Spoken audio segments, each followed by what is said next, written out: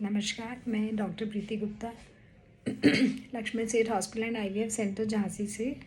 आज मैं आपको एक थोड़ा सा शॉर्ट में जानकारी दूंगी all about IVF, ICSI and freezing and thawing and fresh cycle and frozen embryo transfer.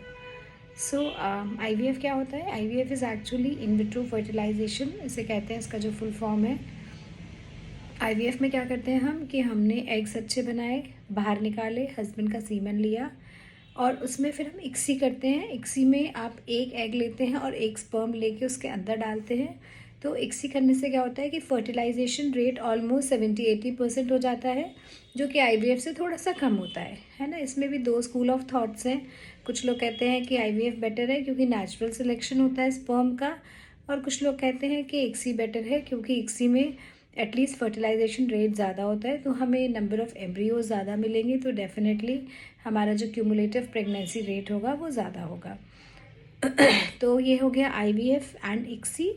ICSI मैंने आपको बता दिया, अगर काफ़ी स्पर्म काउंट कम है या फिर जैसे किसी के एजोस्पर्मिया आता है, मतलब सीमेन में एक भी स्पर्म नहीं है लेकिन उनके टेस्टिस में है, तो हम लोग टीसा करते हैं जिसमें हम लोग सीधे सीधे जो अंडकोश होते हैं मेल्स के, उनसे स्पर्म्स निकालते हैं और माइक्रोस्कोप के अंडर में एक ओवम के अंदर एक स्पर्म इंजेक्ट करते हैं। एक होल्डिंग निडल होती है, एक इंजेक्टिंग पार्ट होता है, उसे इंजेक्ट करके और उसके बाद फिर उसको रख देते हैं इंक्यूबेटर में आगे डेवलप होने के लिए। सो आईवीएफ हो गया, इक्सी हो गई। उसके बाद हम लोग क्या करते हैं, ट्रांसफ़र। जो ये एम्ब्रियो होता है उसे हम डेवलप होने देते हैं लगभग 5 to 6 डेज़, जिससे ब्लास्ट बन जाता है। और जब ब्लास्ट बन जाता है तो फिर हम उसको चेक करते हैं माइक्रोस्कोप में कि कौन सा ग्रेड 1 बना है, कौन सा ग्रेड 2 बना है। फिर जो बेस्ट एम्ब्रियोज़ होते हैं उनको हम फ्रेशली भी ट्रांसफ़र कर सकते हैं और हम फ्रीज़ करके फ्रोज़न एम्ब्रियो ट्रांसफ़र भी कर सकते हैं। ये जो फ्रीजिंग होती है, जो फ्रोज़न एम्ब्रियोज़ होते हैं, वो हम कभी तक भी, हज़ारों साल तक भी फ्रीज़ करके रख सकते हैं। बस हमें एक चीज़ का ध्यान रखना होता है कि लिक्विड नाइट्रोजन का लेवल कभी भी कम नहीं होना चाहिए जहाँ एम्ब्रियोज़ रखे हैं, क्योंकि अगर लेवल कम होगा तो फिर वो थॉ हो जाएंगे और ख़राब हो जाएंगे। हमने ब्लास्ट डेवलप कर लिए। उसके बाद जो बेस्ट हैं 2 वो हमने ट्रांसफ़र कर दिए। और ये जो ट्रांसफ़र होता है आईवीएफ का, ये अल्ट्रासाउंड गाइडेड होता है, इसमें कोई एनेस्थीसिया की ज़रूरत नहीं होती। जबकि जब हम अंडे निकालते हैं तो हम एनेस्थीसिया देते हैं, जिससे पेशेंट को ज़रा भी प्रॉब्लम ना हो, उसको कोई एहसास नहीं होता। पहले ज़माने में जब बहुत पहले अल्ट्रासाउंड से नहीं होता था तो लैप्रोस्कोपिक होता था, काफ़ी कम्बरसम हो जाता था कि आप पूरा एक लैप्रोस्कोप डालो, एनेस्थीसिया दो और तब वो करो। अब ट्रांसवेजाइनल अल्ट्रासाउंड में एक गाइड लगता है और नीडल के थ्रू एग्स निकाल लिए जाते हैं, तो बिल्कुल भी कोई प्रॉब्लम नहीं होती, कोई चीरा फाड़ी नहीं होती, कुछ नहीं होता। अब जो एम्ब्रियो ट्रांसफ़र करते हैं उसमें हमें देखना होता है कि हमें फ्रेश करना है या फ्रोज़न करना है। हालांकि आजकल काफ़ी लोग फ्रोज़न साइकिल्स पर जाने लगे हैं, बट उसमें भी दो स्कूल ऑफ थॉट्स हैं।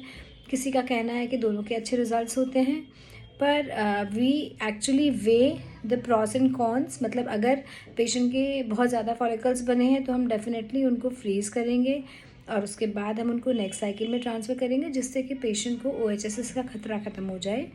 अगर कम बने हैं तो फिर हम डेफिनेटली चाहेंगे कि हम फ्रेश साइकिल में ट्रांसफ़र कर दें, और अगर कुछ एक्स्ट्रा है तो हम उनको फ्रीज़ करके रख दें और फिर हम बाद में उनको थॉ करके, मतलब वापस एक नॉर्मल टेम्परेचर में ला के उनको थोड़ी देर कल्चर होके 1-2 घंटे में फिर चेक करके फिर हम ट्रांसफ़र कर सकते हैं। तो आज के लिए बस इतना ही। This was all about IVF, ICSI, fresh embryo transfer and frozen embryo transfer. और मैं बस ये उसके थ्रू ये बताना चाहती हूँ लोगों को कि लोगों को बहुत गलतफहमी होती है। अगर कोई क्लियर कट इंडिकेशन है आईवीएफ का तो प्लीज़ डरिए मत, प्लीज़ पीछे मत हटिए, just go for it. Because कई बार होता है ट्यूब्स ब्लॉक हैं, AMH कम हो रहा है, लेकिन पेशेंट डर जाता है कि आईवीएफ क्यों कराना है। अभी हम अपना नेचुरली ट्राई करेंगे, बाद में देखेंगे आईवीएफ इक्सी के लिए।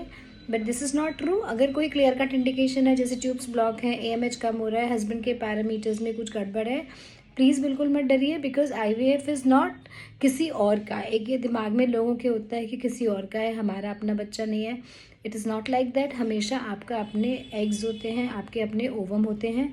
हाँ, कुछ कंडीशंस होती हैं जिनमें डोनर्स के होते हैं, बट उसमें आपको बता के, अगर आपके अंदर पॉसिबल ही नहीं है तभी डोनर्स लिए जाते हैं, आपकी प्रॉपर कंसेंट ली जाती है, आपको पूरा बताया जाता है, तो इसलिए कोई घबराने की ज़रूरत नहीं है। प्लीज़ अगर कोई प्रॉब्लम है just come forward, go and meet your doctor and जो भी आपके लिए बेस्ट सूटेबल ट्रीटमेंट है आप उसको प्लीज़ फॉलो करिए, अपने डॉक्टर की बात मानिए, जिससे कि आप बिल्कुल भी संतान सुख से विहीन ना रहें। Thank you so much. नमस्कार।